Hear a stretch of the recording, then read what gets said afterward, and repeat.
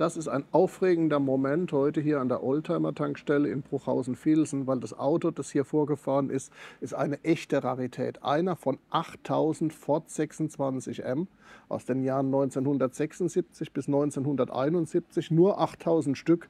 Wahrscheinlich ist nur eine kleine dreistellige Zahl erhalten, aber das ist kein ganz normaler Ford 26M.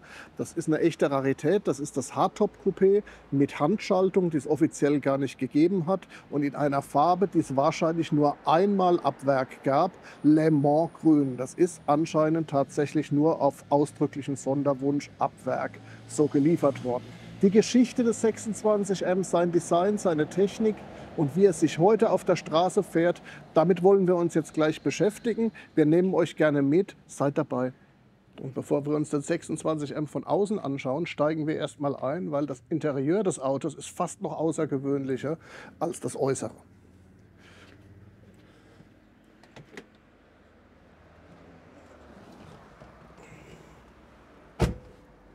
Natürlich hatte Ford den Erfolg des Opel Commodore registriert, der 1967 vorgestellt worden ist. Ford hat sich dann 2 Jahre Zeit gelassen und die Antwort war der Ford 26M.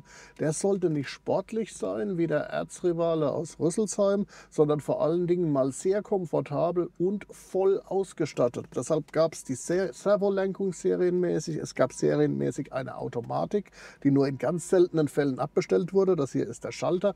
Es gab ein Schiebedach, es gab ein Vinyldach und es gab insgesamt ein sehr komfortables Interior mit Holzleisten, die keine gedruckte Kunststofffolie sind, sondern echtes lackiertes Holz. Der 26M sollte an die Oberklasse damals anknüpfen, hat es probiert, war kein wirklich guter Verkaufsrenner, aber doch ein sehr interessantes Auto aus heutiger Sicht, weil er vielleicht der amerikanischste deutsche Ford ist, der jemals gebaut worden ist. Also fast sowas wie ein amerikanischer LTD in Schrumpfversion. Und wie er sich fährt, das werden wir gleich sehen. Wir werden auch einen Blick auf die Technik werfen und dann schauen wir mal, wie er sich heute anfühlt. Der große Cruiser aus den späten 60er Jahren.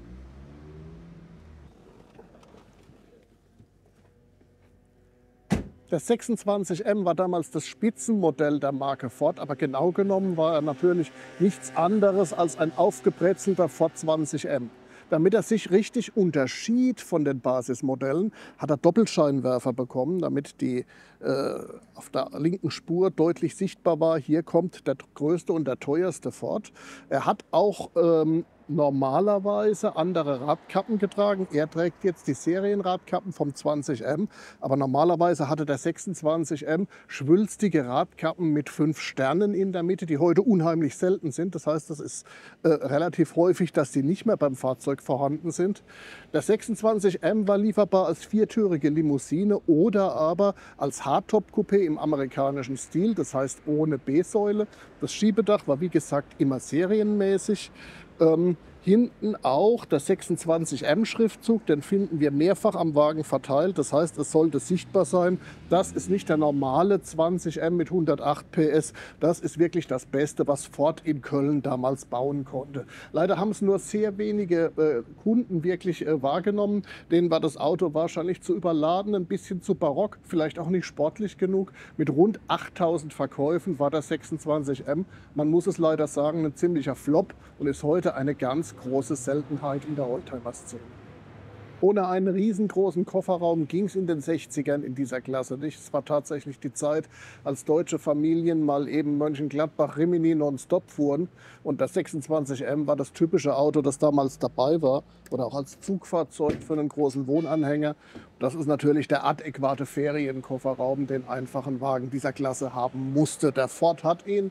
Man kann mehrere Wochen damit in Urlaub fahren, denke ich. Ja, ganz typisch für die damalige Zeit natürlich, da ist noch nichts mit Filz verkleidet und noch nichts irgendwie, da liegt eine Gummimatte drin, da kommen die Koffer rein, fertig, es gibt eine Menge Platz. Mehr haben die Kunden damals nicht erwartet von ihrem Auto. Und jetzt schauen wir uns mal den Motor an. Der klassische Ford Köln V6, der da vorne drin steckt, in seiner damals höchsten und stärksten Ausbaustufe.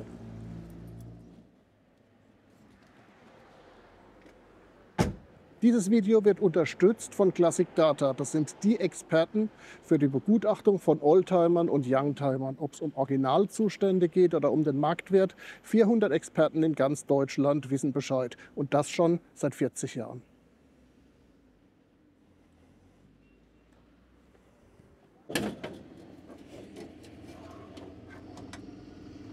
Jetzt.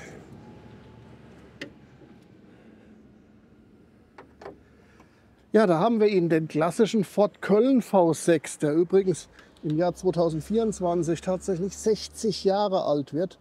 1964 hat er sein Debüt gegeben im ersten Ford 20M, damals mit 85 oder 90 PS.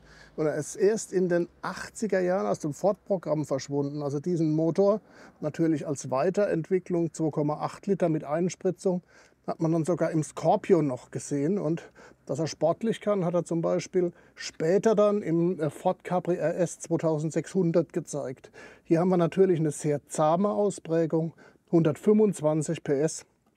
Also tatsächlich der komfortbetonte Motor für den großen Cruiser.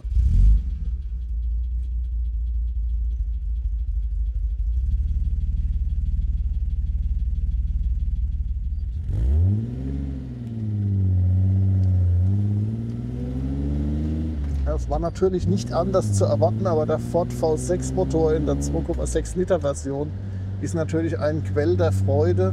Ja, macht schön Druck von unten, ist sehr kultiviert, hat einen rauchigen Sound, der von weit weg zu kommen scheint, hängt gut am Gas, das ist alles sehr, sehr schön. Man muss natürlich verschmerzen, dass es ein bisschen wenig Lenkgefühl gibt für heutige Begriffe. Die Sitzposition ist sehr hoch, das Lenkrad ist sehr groß, das ist alles überhaupt nicht sportlich. Soll es auch nicht sein, weil ein Drehzahlmesser finden wir hier nicht im Ford 26M. Der Opel Commodore hat sowas, sein direkter Konkurrent, aber Ford hat darauf verzichtet. Das heißt, das hier ist einfach nur ein Cruiser, der mit uns in den Sonnenuntergang reiten will, was ja heute, sagen wir, an so einem schönen Abend durchaus eine stimmungsvolle Angelegenheit ist. Also macht große Laune und ich müsste jetzt nicht unbedingt 8 Zylinder haben, um glücklich zu sein. Was mir in diesem Auto gar nicht fehlt, ist die Automatik erstaunlicherweise. Weil eigentlich so eine sämige, smoothe Automatik zu so einem Cruiser passen würde. Aber ich habe hier eine Schaltung, die zwar auf langen Wegen, aber doch sehr präzise funktioniert. Und ich merke natürlich, dass dieser 26M-Motor, ohne dass die Automatik an ihm sehr, sehr, sehr schön am Gas hängt. Also so gesehen passt für mich alles. Die Straße ist glatt. Wenn wir jetzt eine schlechtere Straße hätten, dann würde uns die Starrachse wahrscheinlich was vortrampeln, aber das tut es in amerikanischen Autos auch. Deshalb kann ich ganz wunderbar mit diesem Auto leben und auch mit seiner größten Schwäche. Die Tester haben ja damals schrecklich geschimpft, das primitive Fahrwerk.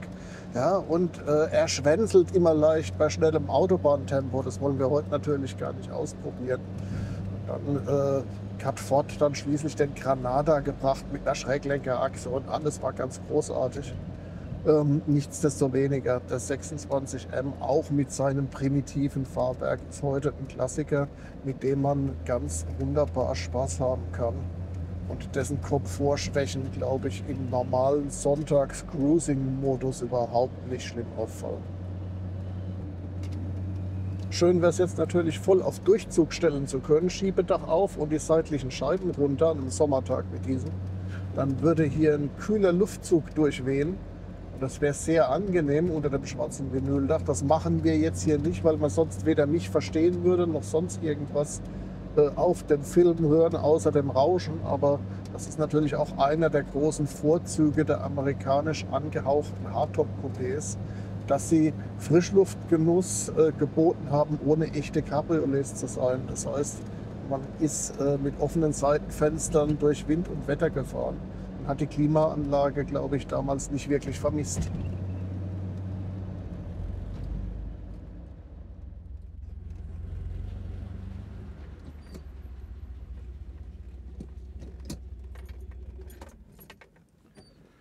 Ja, der Ford 26M hat bei mir natürlich leichtes Spiel. Ich habe ein großes Herz für amerikanische Autos und so fühlt er sich auch tatsächlich an wie ein Dreiviertel-Amerikaner.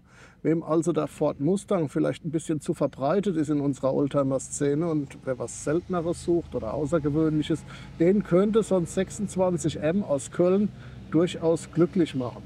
Wir von der Bremen Classic Motor Show haben noch viele andere Videos für euch, Oldtimer und Youngtimer Videos, unter anderem vom Opel Commodore, dem wichtigsten Gegner des Ford 26M, und das Duell der Giganten, das sind die Nachfolger Ford Granada und Opel Commodore B. Also richtig spannendes Material, schaut's euch an, bleibt dran, wir sehen uns bald wieder.